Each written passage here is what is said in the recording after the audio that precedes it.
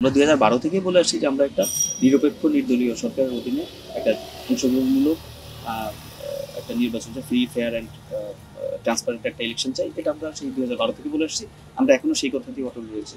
আমরা দেখেন আমাদের কথায় কিন্তু কোনো হেল্প নেই। কিন্তু জামায়াতের রাজনীতিতে আমরা দেখছি যে বারবার এক ধরনের ফ্লোটিং, মানে একবারে আজকে এই কথা বলছে, সকালে এই কথা বলছে, বিকেলে এই কথা বলছে। কেন বলছে, কি কারণে বলছে, এটা তারাই খুব ভালো জানবে।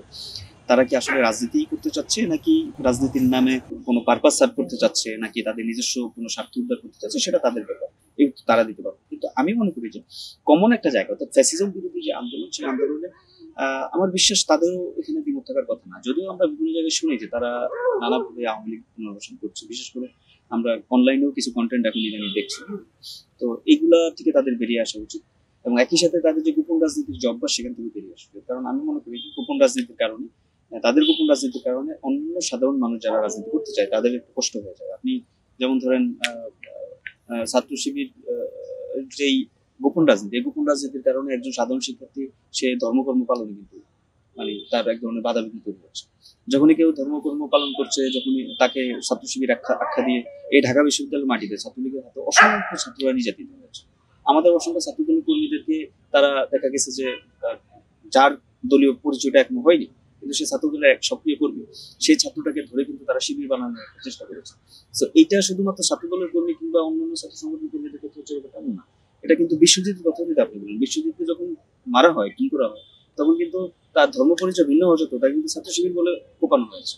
আপনি আবরার ফাহাদের হত্যাকাণ্ড যদি বলেন, তাকে কিন্তু শিবির সন্দেহ করে তাকে কিন্তু পিটিয়ে হত্যা করা হয়েছে। এই দায়গুলো কিন্তু ছাত্রলীগকে, ছাত্রলীগ যেমন হত্যাকারী নিপীড়ক, ঠিক এই দায়টা ছাত্র শিবিরের গোপন রাজনীতির কারণে কিন্তু এটা হচ্ছে।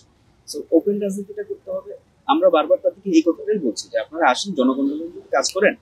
জনকল্যাণের কাজ করতে গেলে জনগণের সাথে মিশে কাজ করতে হবে, এবং সেই জায়গাটাতে জামাতের সাথে আমাদের বড় একটা ডিফারেন্স হয়ে গেছে। আরেকটা হচ্ছে আদর্শগত ডিফারেন্স আমাদের অবশ্যই রয়েছে। আমরা বাংলাদেশি জাতীয়তাবাদী বিলং করি। বাংলাদেশি জাতীয়তাবাদ আপনারা জানেন, আমি কিছুক্ষণ আগে কিছুটা ধারণা দেওয়ার চেষ্টা করেছি। জামাত এই আদর্শে রাজনীতি করে। জামাতের যে আদর্শটা, সেই আদর্শে ইনক্লুসিভ বাংলাদেশ প্রতিষ্ঠার যে রাজনীতি, সেটা নেই। এবং এটাই হচ্ছে বেসিক্যালি ডিফারেন্স, এবং এই ডিফারেন্সটা আজকে থেকে না, এটা একদম আবহমানকাল থেকে আমাদের মাঝখানে ছিল, আছে। হ্যাঁ, আমরা আন্দোলনটা করেছি একসাথে, এবং এই আন্দোলনে শুধু জামাত না, এই আন্দোলনে আপনি যারা সমাজতন্ত্রে বিশ্বাস করে, কমিউনিস্ট পার্টি করে, যারা হেফাজত আছে, আরও খেলাফত কায়েমের রাজনীতিও করে, সবাই কিন্তু এই একটা প্ল্যাটফর্ম কিন্তু ঐক্যবদ্ধ ছিল যে না, এই ফ্যাসিজমের বিরুদ্ধে আমাদের কমন পারসেপশনটা হচ্ছে এটা, যে ফ্যাসিজমের বিরুদ্ধে আমাদের একসাথে ঐক্যবদ্ধ লড়াইটা জারি রাখতে হবে। কিন্তু আমাদের প্ল্যাটফর্মটা আদর্শগতভাবে, ফিলোসফিক্যালি, ইডিওলজিক্যালি অনেক ডিফারেন্ট। এটা far different from the very past, মানে একদম আবহমানকাল থেকে। সো এই আদর্শিক বিরোধিতা আমাদের আগে থেকে আছে। সো আমরা চাই যে আদর্শিক বিরোধিতাটা থাকুক, সেই আদর্শিক বিরোধিতার মাধ্যমে একটা কনস্ট্রাকটিভ পলিটিক্স বাংলাদেশের ভূখণ্ডে রচিত হোক। সেখানে বহুত্ববাদ থাকবে, প্লুরালিজমটা থাকবে, গণতন্ত্রটা থাকবে।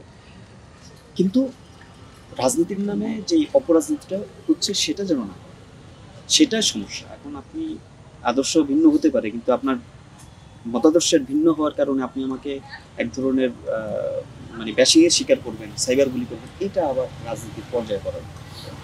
সো কনক্লুশনটা কি? কনক্লুশনটা হচ্ছে আমাদের মাঝখানে আবহমানকাল থেকে আদর্শগত অমিল, মতভিন্নতা রয়েছে।